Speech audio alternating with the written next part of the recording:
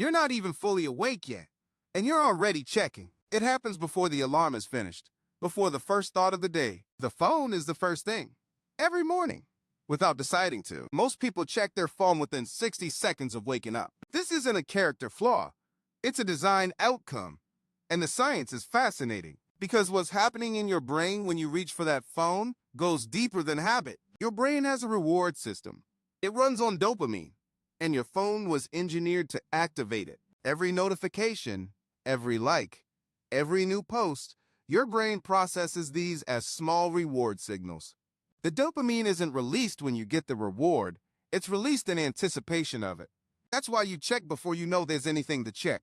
The anticipation is the reward, and the phone delivers that anticipation on demand, dozens of times per day. Researchers call this a behavioral loop. Anticipation, check, partial reward, repeat. It's structurally identical to the loop that makes slot machines so compelling. Pull the lever. Maybe something good. Pull again. The maybe is the mechanism. Scroll the feed. Maybe something interesting. Scroll again. The maybe never resolves. This is called variable reward reinforcement, one of the most powerful behavioral drivers in psychology. The average person checks their phone 96 times per day, once every 10 minutes of waking life. That number isn't about addiction. It's about design. The apps were built for exactly this. There's a name for what you feel when your phone hasn't been checked in a while. It's a low-level unease, a mild background tension, not quite anxiety, just present.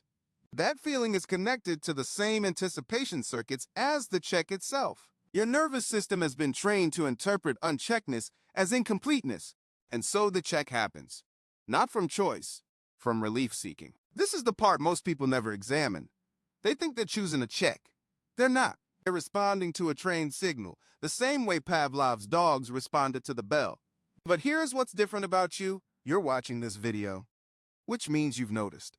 Noticing is the first break in the loop. You can't interrupt what you can't see. So let's look at it clearly. What does your phone actually give you in those first 60 seconds? Breaking news you can't act on.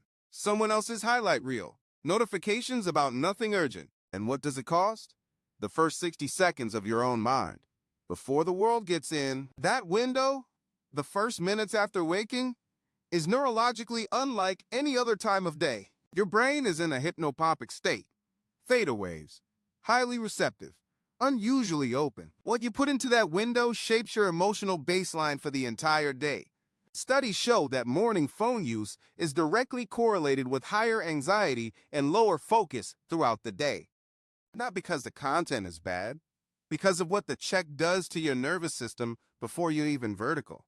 It floods you with external information before you've had a single internal thought. It activates your stress response, mild, subthreshold, but real, before your feet hit the floor.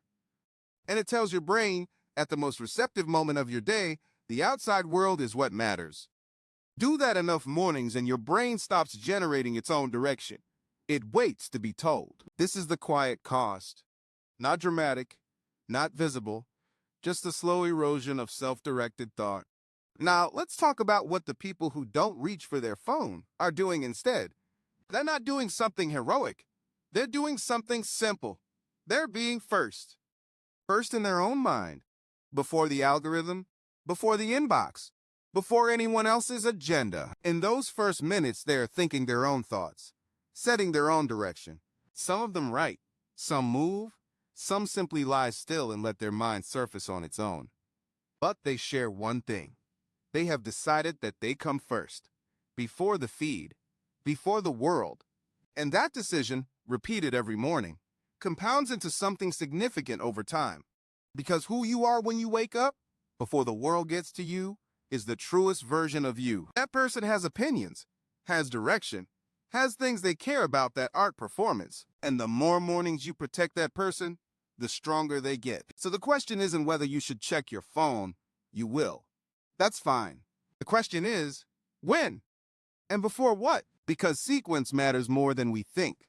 What comes first shapes what follows. Put your own mind first, even for 5 minutes, and the phone check becomes a choice instead of a reflex. That distinction Choice versus reflex is the entire game. Let me show you what that actually looks like. Not in theory. In the morning, in real life. The alarm goes off, the phone is there, the pull is there, and you do something different. You don't fight it. You don't white-knuckle it.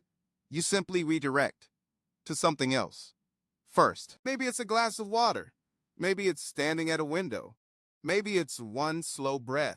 Something that says, I am here, I am awake, I exist before the world needs something from me. This is what psychologists call an intentional morning anchor, a signal to your nervous system. The anchor doesn't have to be profound. It has to be yours. And it has to come first. Over time, the anchor becomes the new pull. The nervous system reorganizes around it. The dopamine loop doesn't disappear. It migrates.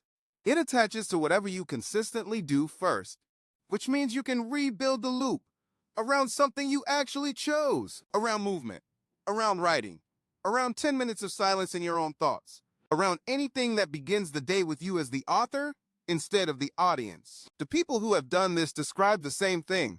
Mornings that feel different, calmer, more theirs. Not perfect, not free of distraction, just theirs. In a way that used to not be true. And here is the part that surprises people most. It doesn't take long. The nervous system is plastic. It adapts. If you change the sequence, it adjusts within days. 3 days of a different first thing, and the pull toward your old first thing begins to soften. 7 days and the new sequence starts to feel normal. Not easy, normal. 21 days and your brain begins to protect it. To feel slightly off when it doesn't happen. The loop mechanism doesn't change. You just choose what feeds it. So here is what I want you to try. Just for the next 7 mornings. Before the phone, one thing. Your thing. Something that belongs to you. It doesn't matter what it is as long as it comes first. Before the feed.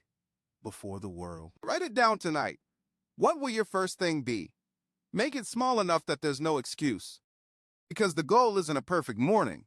The goal is 1 minute of being first. 1 minute of existing before the algorithm knows you're awake. That 1 minute is worth more than you think. Because it's the minute that's entirely yours. If this resonated, share it with someone whose mornings you think about. They'll understand why. And if you want to go deeper on this, the neuroscience, the practical systems, the research, it's all in the next video. I'll see you there. Your morning is waiting.